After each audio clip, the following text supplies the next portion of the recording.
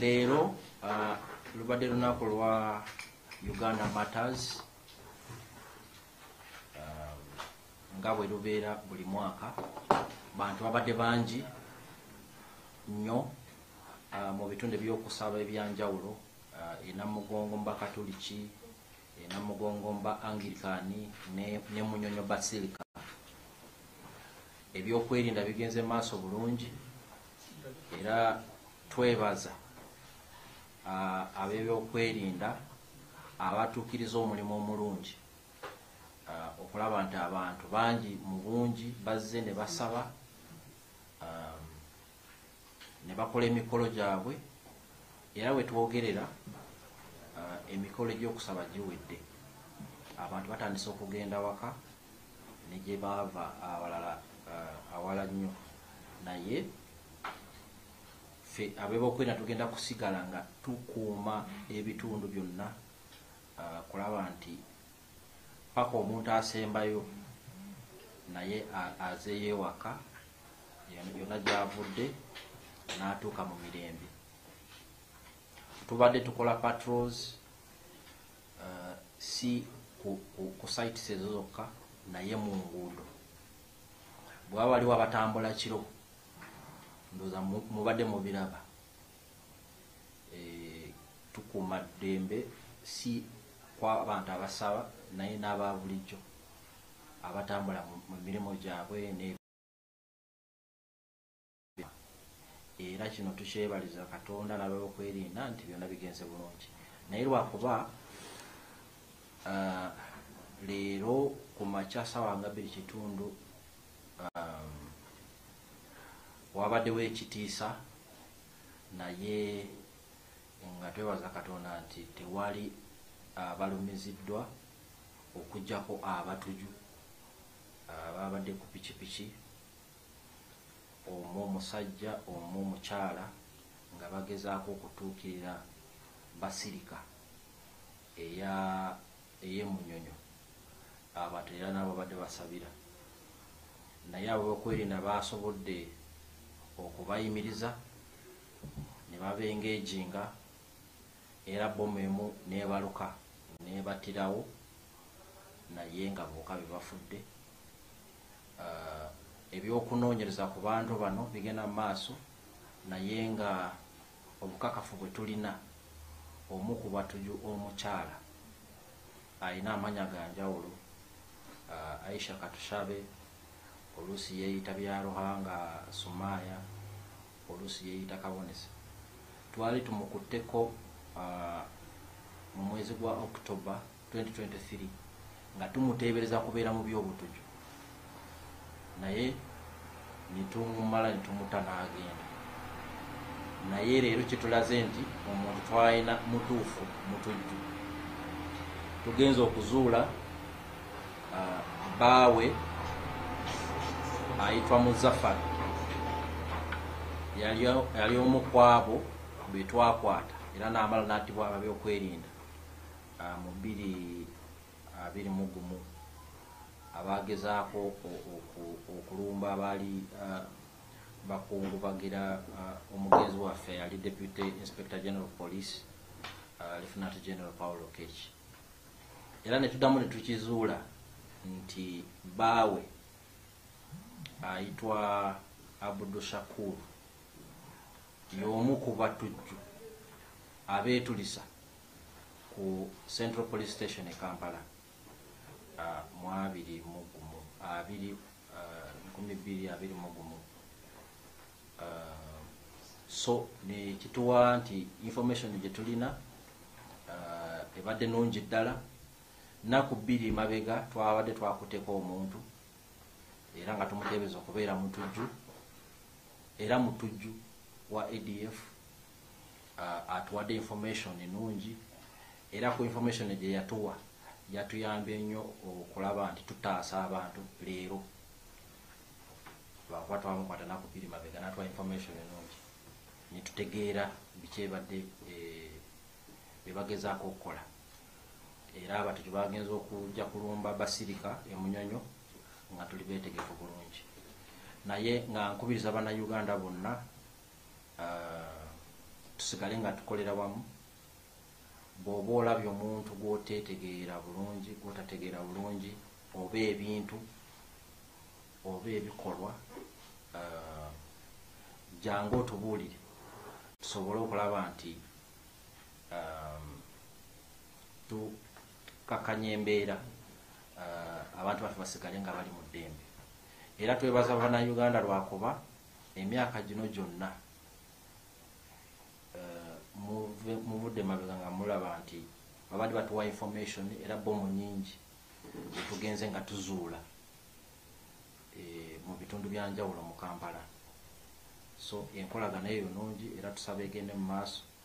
Ebyokwerinda byaffe ffenna, si ffe abambala uniform, naye buli omu kimukwatako kulaba nti tusigala mu mbeera enkakamu. Lwakuba Uganda tuli mu kitundu kya Africa ekitalina mirembe kutwaliza wamu.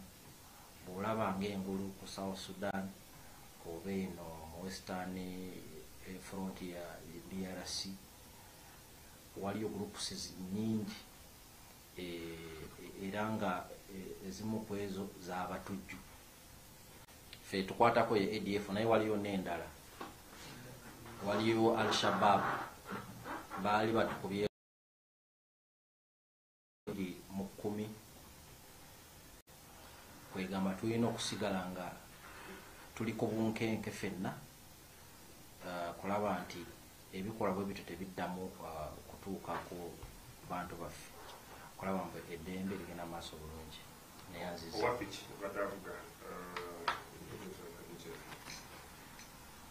so omu ku baafudde abatujju emunyonyo leero, epiki tugizudde ng'eri mu mannya ga ayitwa Musana Yusuf, naye tetunategeera oba Musana Yusuf yabadde avuga n'afa oba muntu mulala. Tukyagenda maaso na kunoonyereza, era tugenda kunoonyereza tulabe nti bw'aba tabadde mutujju nannyini piki oba agivuga, enkolagana yaabwe ebadde etya n'abatujju nga ba ADF bamanyiganye batya. So ebyokunoonyereza bikyagenda mu maaso era tukubiriza abantu bw'oba olinako kyolabye oba kyowulidde, jangu tutemyeko tusobole genda maaso n'okunyweza ebyokwerinda.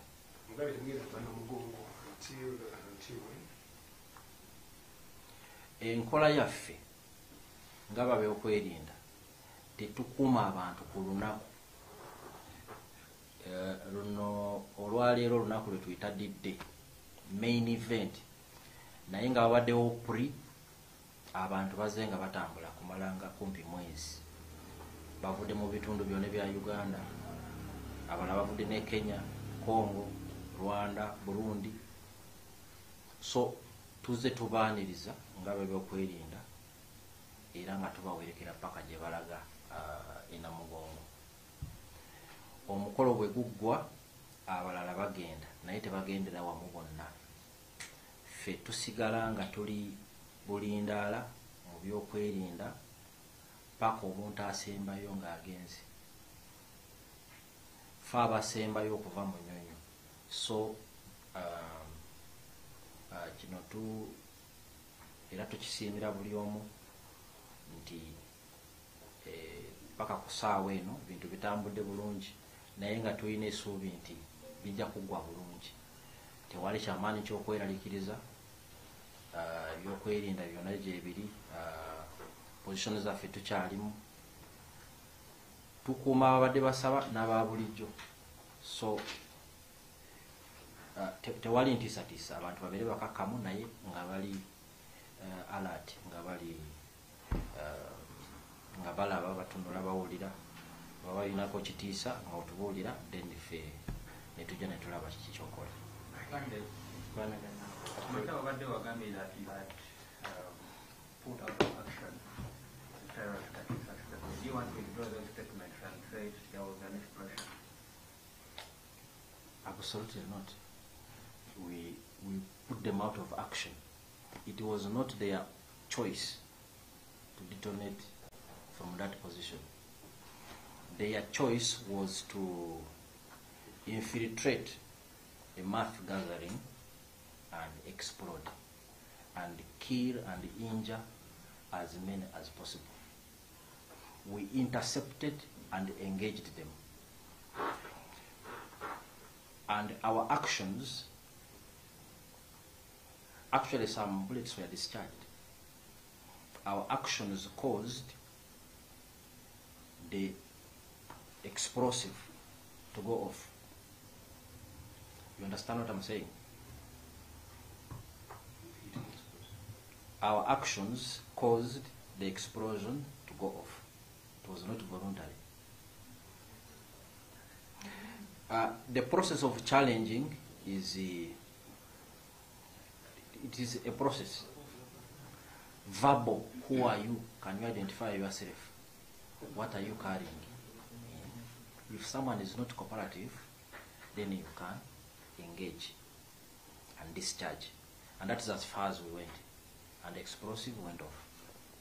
Sometimes these terrorists prefer to die instead of being captured. So I cannot for certain conclude that our bullets caused the explosion or the terrorist in a desperate moment detonated the explosive. But they were certainly engaged and challenged, and the explosive went off. So in that case, we put them out of action, and that is good news because we prevented the loss of life. It would be a different story right now, and thankfully it hasn't.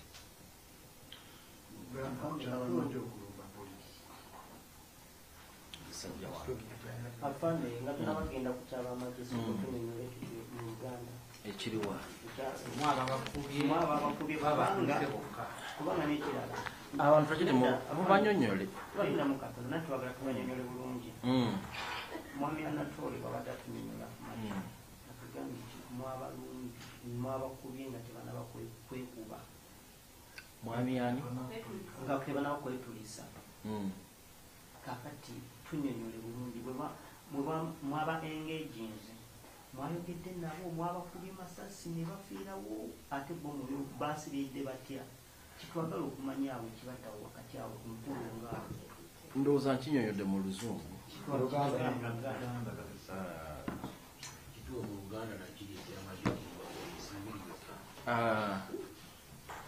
ekibaddewo ku makya leero ekisookera ddala kye nabagambye twali twakwata omuntu nnaku 2 mabega terrorist n'atuwa information plans zino zibadde eziriwo ez'okukuba abagenda okusaba oba abali mu kusaba. So ebyokwerinda bibadde gulugulu mu bitundu byonna. Ate ojja kusanga nti oba neena mugongo wabaddeyo abalala ababadde baagala bakole ki batuukeyo naye lwabyokwerinda ne babivaako ekintu kye kiri kisoboka. Tukyagenda maaso n'akunoonyereza kiki ekyabaddewo naye namugongo abatujju twabakubye nga wabulayo mita nga 600 zokka 600 meters kutuuka Munyonyi Basilica nga wabulayo mita 600 kutuuka ku church. So lwakuba abantu babadde bamanyi ekiyinza okubaawo ne babayimiriza ne babengeejinga naye so mukubabuuza mu luzungu tukiyita challenge mwe baani mulagawa musitudde ki bintu bwe bityo naye nga tebasobola kubiddamu. Abasirikale baffe ne babatunuzaamu emundu era nga waliwo yakubye n'amasasi naye mu kaseera akatono ako ebbomu neebaluka nayo. Kati si kikulu nti oba essasi y'omusirikale lyatulisiza ebbomu oba suicide bomba yalabye nga diiro efudde n'asalamu n'akolaki nayeetulisa. Ekikulu kiri nti ab'ebyokwerinda baataasizza ababadde basaba. Singa babadde basobodde kubatuukirira twandibadde mu maziga ssaawa zino, era tukisiimira Katonda nti tetutuuse ku leve eyo. Wakati awo kubanga ndaba nga woyogerera ka distance k'abasirikale bamu n'abantu abo tubadde kumbi bo tebakoseddwa kibomu ekyo temulina bakoseddwa. Tewali akoseddwa ow'ebyokwerinda oba aba bulijjo. Era ekyo nakyo kirungi lwakuba omuntu gy'aba ayagala kugwa n'abangi oba kulaba atuusizza abangi ku bisago. Ku kyamagye ne poliisi enkolagana yaffe n'ab'ebyokwerinda abalala mu ggwanga y'amaanyi nnyo. Emirimu gino tetugikola ffekka nga UPDF ate ne Uganda Police sobola kugikola yokka. Tukolera wamu ab'ebyokwerinda bonna awali UPDF, awali Uganda Police Force, awali Uganda Prison Service, awali aba intelligence tulina bbiri, internal security organization ne external security organization. Tulina n'abalala tulina akakiiko ke bayita inter-agency security committee meeting. Tutuula buli kiseera kulaba nti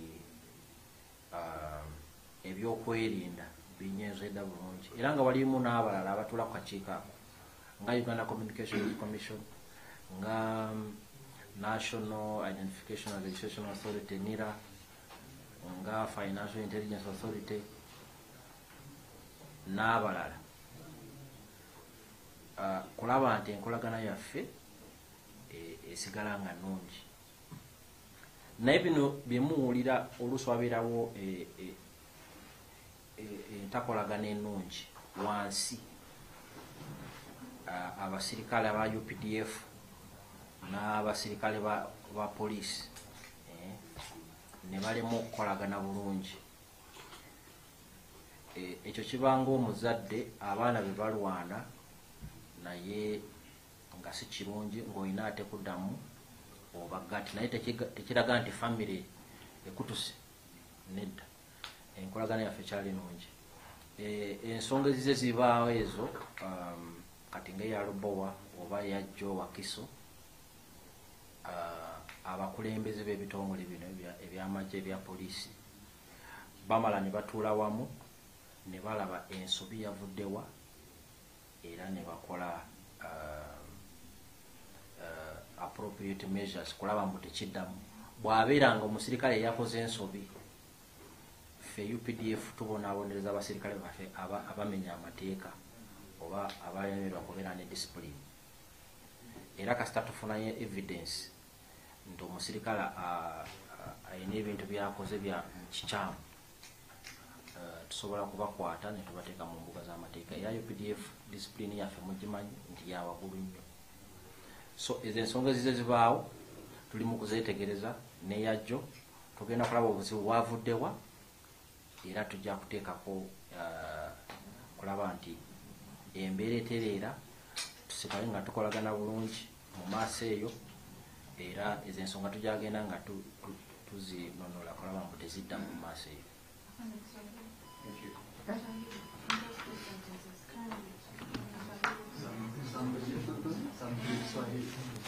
You people. Are you merciless like this? No, but Swahili you're fine. Which Kiswahili? That's a break. You can just do just something. Can I stretch a leg? Yeah. Oh. There's also a video explanation. So whom can I send those pictures?